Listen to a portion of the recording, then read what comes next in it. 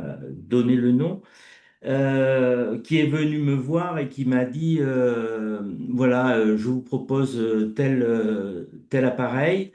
Est-ce que vous voulez l'essayer? Et il l'a essayé de suite à la première personne qui avait des mucites consécutivement à la chimiothérapie. Et cette personne a été soulagée immédiatement. Il lui a demandé pour voir le deuxième patient. Le deuxième patient, cette patiente était dans les mêmes situations à nouveau, et il y a eu une grande antalgie auprès de ces mucites. Et puis, il a dit, bon, mais maintenant, est-ce qu'on peut faire autre chose que des mucites? Mon assistante a très mal au dos, est-ce qu'on peut lui faire quelque chose? On lui a fait une séance, elle a pu se lever de la table sans douleur. Et il a dit, ben voilà, j'ai signé de suite, j'ai pris mon chéquier et j'ai directement acheté ce produit-là parce que il m'avait convaincu. Donc la meilleure chose, c'est de l'essayer pour pouvoir l'adopter. Oui, donc en fait, j'ai intitulé ça La puissance de la lumière parce que en fait, dans les applications cliniques en odontologie, c'est grâce à cette lumière que nous allons pouvoir améliorer gentiment les soins aux patients en sachant que ce n'est pas un miracle, ce n'est pas un outil miraculeux, c'est un outil qui sert à complémenter les thérapeutiques que nous offrons. Et c'est ainsi que ce produit permet à la lumière d'intervenir sur plein de problèmes.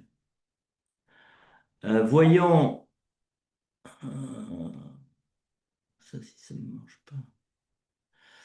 Alors, dans un premier temps, on va parler de la lumière. La lumière, c'est la vie, c'est la photosynthèse, c'est la transformation grâce à la lumière de la chlorophylle, enfin la synthèse au niveau végétal. C'est aussi ensuite au niveau,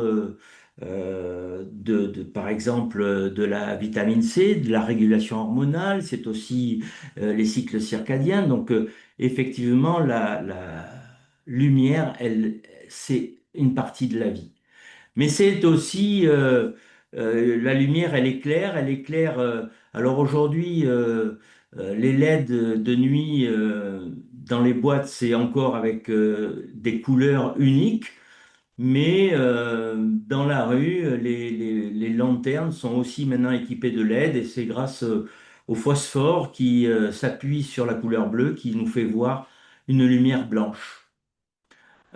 C'est assez fou que la lumière soit aussi déjà pour les bébés utilisée pour l'ITER néonatal, mais aussi pour d'autres thérapeutiques médicales contre le psoriasis, par exemple.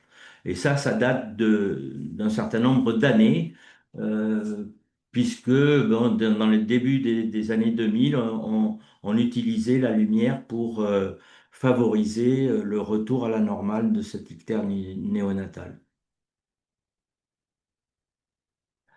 Alors, moi, le plan du webinaire que je vais vous annoncer, c'est donc dans cette première partie de faire travailler sur la lumière, voir les spectres électromagnétiques, voir les types de lumière qui existent, voir les effets par les longueurs d'onde, et puis les thérapies lumineuses.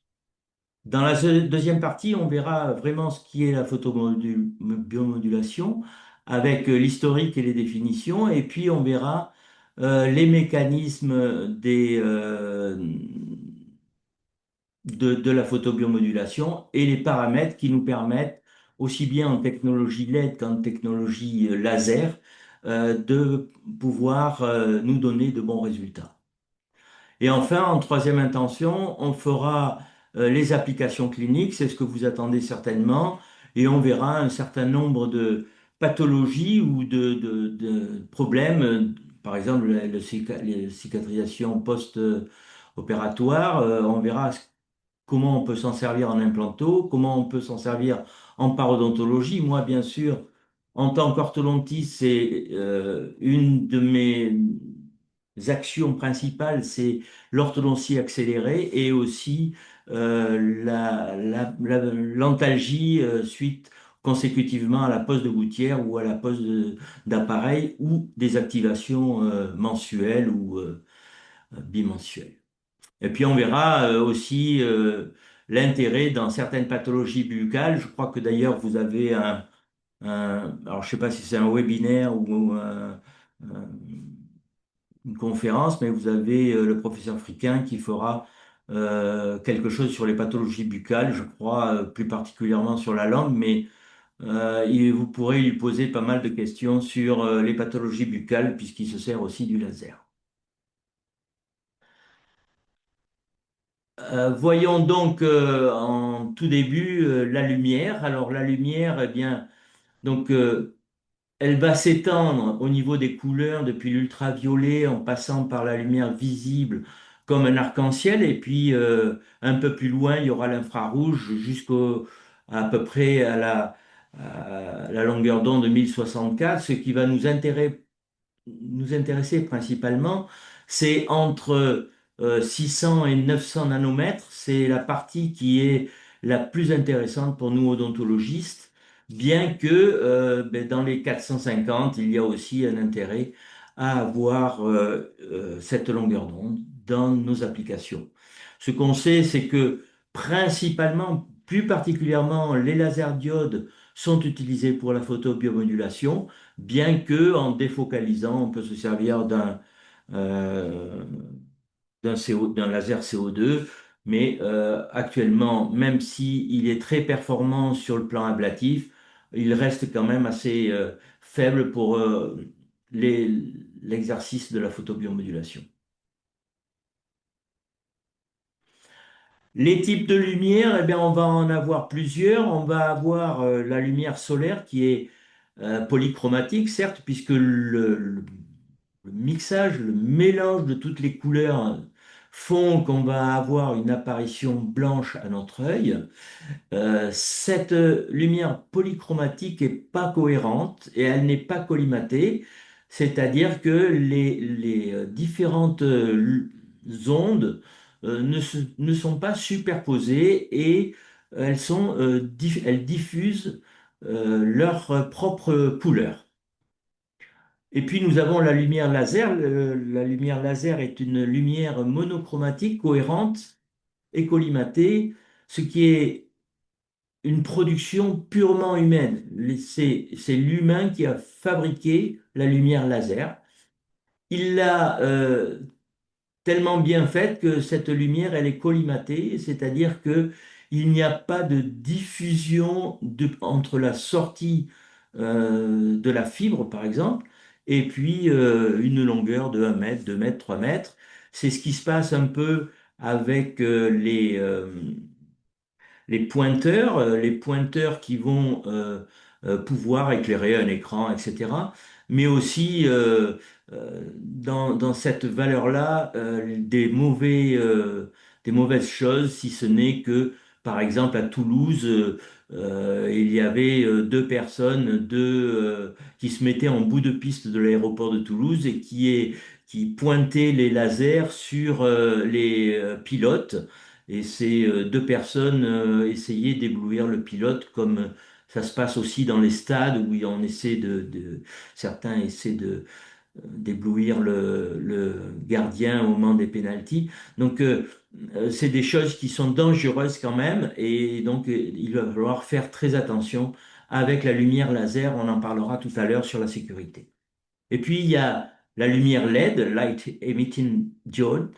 C'est une lumière monochromatique, elle, mais elle n'est pas cohérente et elle n'est pas collimatée, c'est-à-dire qu'aux sorties de la diode, eh bien, il y a une diffusion. Donc, c'est la quantité de diodes, le cumul des diodes qui va faire qu'on va pouvoir avoir une diffusion suffisamment importante pour que elle puisse jouer le même rôle en photobiomodulation ou du moins un rôle approché. Et aujourd'hui, il n'y a plus de, de publications qui sont faites pour essayer de comparer la lumière laser en photobiomodulation et la lumière LED en photobiomodulation. On estime qu'il y a à peu près les mêmes avantages et les mêmes inconvénients.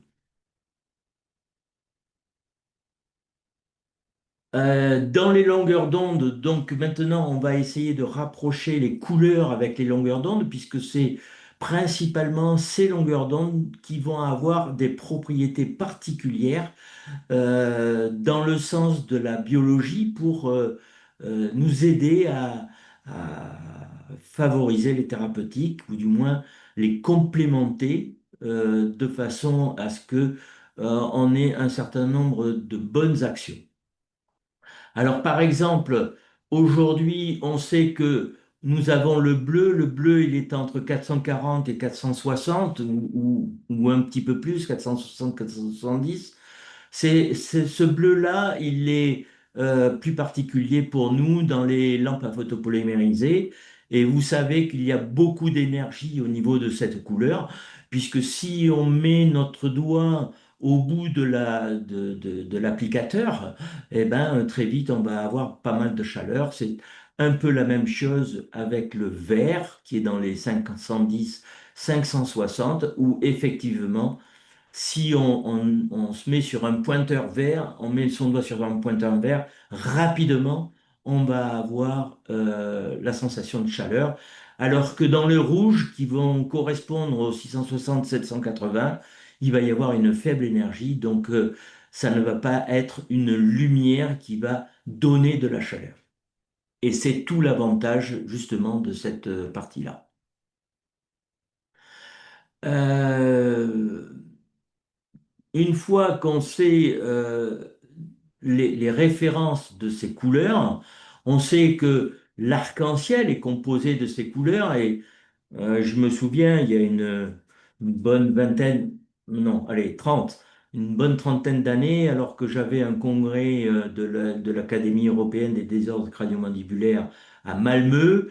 On était à l'université et il y avait le premier jour, il y avait l'examen pour rentrer en odontologie.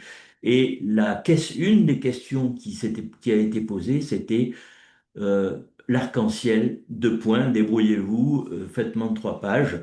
Eh bien, c'était à la fois les couleurs, mais aussi tout ce qui est physique. Et vous savez que en Europe, il y a quelques années, la médecine était plutôt orientée une médecine physique qu'une médecine chimique, et que aujourd'hui ça reprend le pas, mais que pendant longtemps on est resté dans une médecine chimique. Et l'intérêt, c'est justement de repartir vers cette médecine physique où il y a quand même beaucoup de choses qui peuvent intervenir.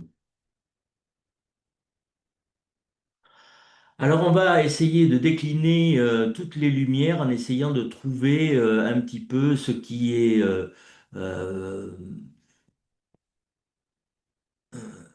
ce qui peut aider avec les lumières. Les lumières bleues, on en a parlé tout à l'heure, je vous ai dit, c'est cette lumière qui nous sert dans les lampes à photopolymériser, mais elle a un autre avantage, un bel avantage, c'est qu'elle est bactéricide.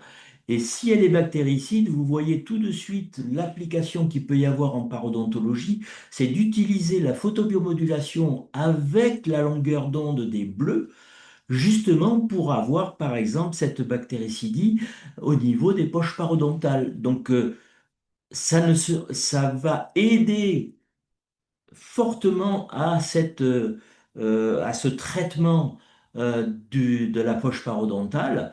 Et bien sûr, alors il y a une autre action qui est la PDT, dont vous avez certainement entendu parler, c'est-à-dire la photodynamique thérapie. Elle utilise une couleur complémentaire, c'est-à-dire du bleu de toluidine, qui est une couleur bleu-violet, et qui permet justement à être intégrée dans les poches. Et avec la photobiomodulation, on va pouvoir décimer un certain nombre de bactéries. La principale... Ben bon, pourquoi ça marche pas? La principale qui est pour nous n'est pas dans la lumière verte. La lumière verte, elle est vers les 530. Elle, euh, Elle a un intérêt dans la migration et la prolifération cellulaire, mais elle n'est pas tellement appliquée dans notre domaine, uniquement peut-être avec les panneaux lumineux, mais où elle fait partie aussi des panels de multiplicité de longueur d'onde, mais elle n'est pas, aujourd'hui, elle est plutôt réservée à la dermatologie.